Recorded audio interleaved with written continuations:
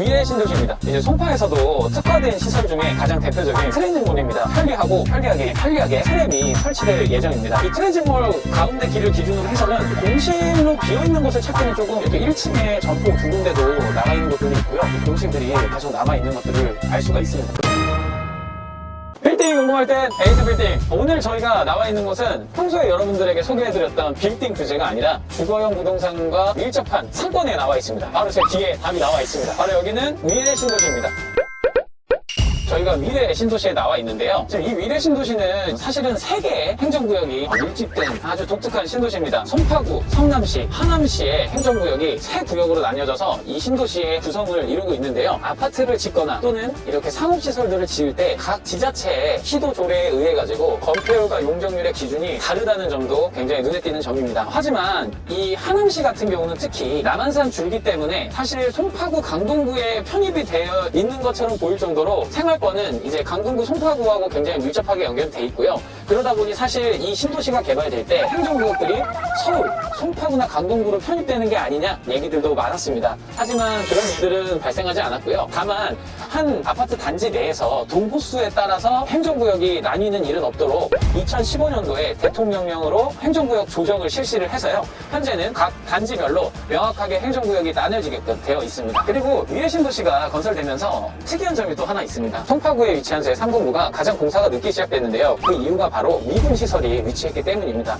이 미군시설이 위례 신도시 사업이 추진된 지 10여 년 만에 밝혀지면서 굉장히 공사가 늦춰졌는데요. 일단 자료화면을 보시면요. 이 미군기지가 확인되고 나서 토지 반환 절차와 토지 정화 작업 등을 거쳐야 되는데 부대가 이전하고 나서도 많이 늦춰지는 바람에 2017년 12월에 예정됐던 거여역 연결 구간 개통이 연기가 됐고요. 또 제3공구의 사업이 줄줄이 연기가 됐습니다. 그 이후에 19년도에 들어서야 다시 공사가 시작돼서 아직은 공사가 진행 중에 있습니다. 신도시가 만들어지게 된 계기가 바로 강남 일대의 주거의 불안정한 가격과 수요 대비 공급이 부족한 것들을 많이 해소하기 위해서 신도시가 건설이 됐고요. 이 지역들이 어떻게 역사가 이루어져 있고 또 어떻게 지금 개발이 진행되어 왔고 또 지금 현재 상권의 모습은 어떤지 여러분들께 소개를 해드리도록 하겠습니다. 그럼 가보실까요?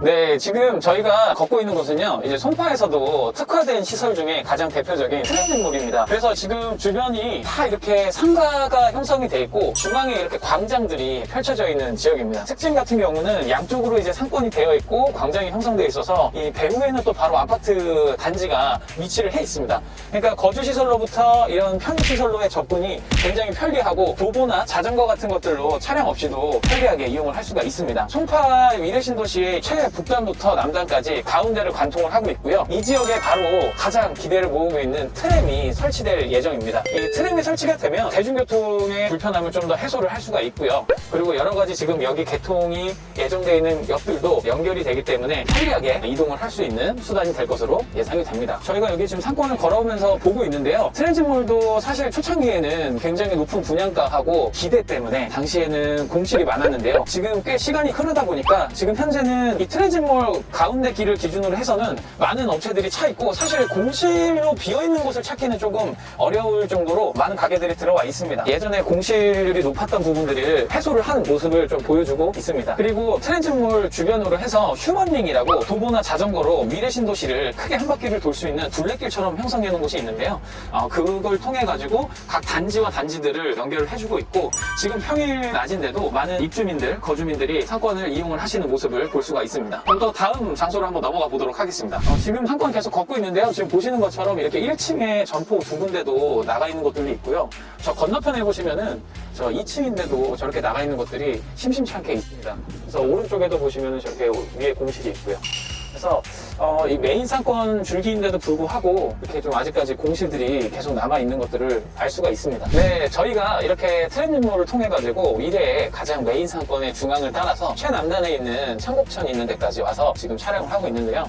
이렇게 지나오면서 보니까 이 상권이 과거보다는 확실히 공실이 줄기는 했지만 그래도 건물 내부에 그리고 또 상층부에는 일부 아직 공실들이 남아 있었습니다. 그래서 과거에 비해서는 한 30%에서 40% 정도로 공실률이 많이 낮아지긴 했지만 앞으로 조금 더 이 트램 개발이라든가 이런 것들이 이루어져서 이 상권의 활성화를 기대를 해봐야 될 것 같습니다. 그리고 추가적으로 좀 상권을 정리를 해서 말씀드리면요, 저희가 지금 걸어온 트랜짓몰, 그리고 이 중앙 상권이 있고요. 그리고 두 번째로는 중국에 위치한 B 상권이 있습니다. 지금 자료 화면이 나가고 있을 텐데요. A 상권 같은 경우는 이제 북단부터 남단까지 굉장히 규모나 길이가 긴 그런 상권의 형태이기 때문에 접근성은 좋지만 반대로 규모가 너무 커서 공실들이 많이 발생을 했는데요. 반대로 B 상권은 알짜배기 상권이라고 불릴 정도로 주변 배우 세대나 학교가 많이 위치한 곳에 위치하고 있으면서도 동시에 작은 면적의 상업시설들이 밀집해 있다 보니까 사실 그곳은 거의 공실이 없을 정도로 모든 건물이 차 있었습니다. 그래서 이렇게 조금 더 상권이 좀 나뉘어지기도 하는데요. 또 한 가지는 여러분들이 잘 아시는 이제 스타필드가 들어와 있기 때문에 스타필드 상권으로 형성이 되어 있는 걸 볼 수 있는데요. 그거는 저희가 뒤에서 좀 더 자세하게 설명을 드리도록 하겠습니다. 제가 지금 이 창북청변을 걸으면서 여러분께